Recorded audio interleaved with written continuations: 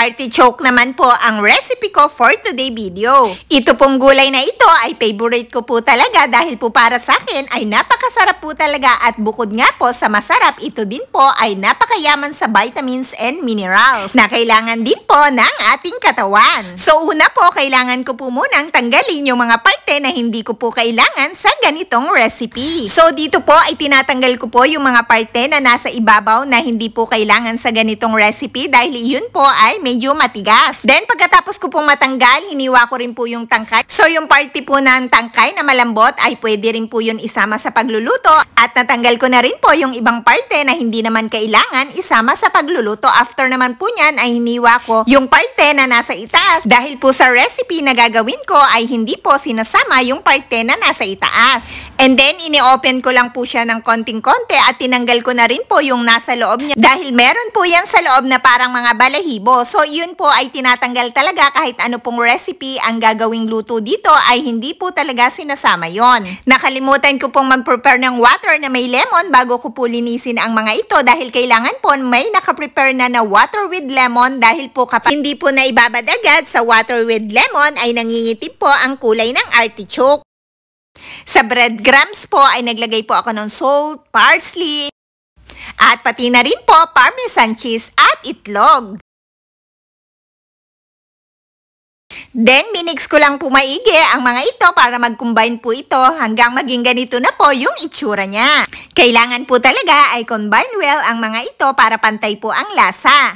Then, iset aside ko po muna. Sa tissue po ay itinoob ko lang po itong mga artichoke at hinayaan ko lang po ng mga konting minuto para lang po matanggal yung ibang water sa loob para hindi naman po sobrang basang-basa. At nang matanggal na po yung ibang water sa loob ay nilipat ko na po ito sa isang plato. At syempre po, nakataob pa rin po ang pagkakalagay ko dyan para naman po kung meron pang mga water sa loob. So, yung gitna po ay sinadya ko po talagang may space sa loob dahil nga po yung ginawa kong breadcrumbs kanina ay iyon po ay ilalagay ko po dito sa loob ng artichoke. Iyon po yung pinaka magpapasarap lalo dito sa artichoke. So inulit-ulit ko lang po ang procedure na ginawa ko hanggang malagyan ko po lahat ng mga artichoke at hanggang maubos ko na po itong mga breadcrumbs. So after naman po nyan guys, ito na po at nalagyan ko na po ng mga breadcrumbs na may mga iba't ibang ingredients ang artichoke. Honestly speaking po guys, kahit hindi ko pa naluluto ay nagugutom na po ako sa itsura pa lang. Dahil nga po favorite ko itong gulay na ito at nasasarapan po ako talaga kahit ano pong klase ng recipe ang gawin ko dyan. So eto na po at ngayon naman po ay start na po ako magluto. Lalagay ko lang po yan dito sa kaldero nang pataob din po ang pagkakalagay. And then after ko pong malagay, isinama ko na rin po yung mga tangkay na malambot. Then nag-add po ako dyan ng water at bawang. Actually po guys, yung iba pong nagluluto nito ay naglalagay pa po ng olive oil kasama ng water at mga artichoke. Pero dahil nga po, mas gusto ko ilagay sa huli ang olive oil dahil po ang olive oil kapag kinain po ng hilaw ay yung benefits po ay hindi nawawala at hindi rin po magkakos ng inflammation. So dito po guys ay luto na ito mga artichoke kaya naman po isinalin ko na rin po ito sa isang pinggan. Pagkatapos ko naman pong maisalin lahat ng mga artichoke dito sa pinggan ay naglagay na po ako dito ng hilaw na olive oil.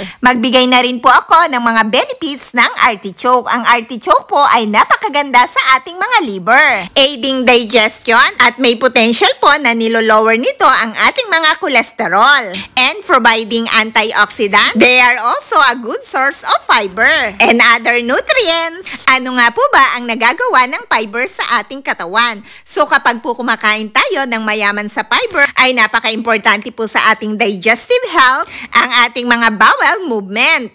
Sa ganong paraan po ay makakaiwas po tayo na magkaroon ng sakit sa intestine. Kagaya po ng cancer, nabanggit ko po kanina na maganda rin po ito sa ating liver. Dahil po ayon sa pag-aaral, kapag po kumakain ka ng artichoke, ito po ay tumutulong para mag-function ng maigi ang ating mga liver. Particularly for people with non-alcoholic fatty liver disease. Dahil meron po itong cynarin that compound found in artichoke may help stimulate bile production and support liver detoxification. Artichoke may help regular blood pressure, potentially due to their high potassium content. At nabanggit ko po na may antioxidant din po ito dahil po may taglay ito vitamin C, polyphenol, and inulin, which can help protect the body from oxidative stress and damage.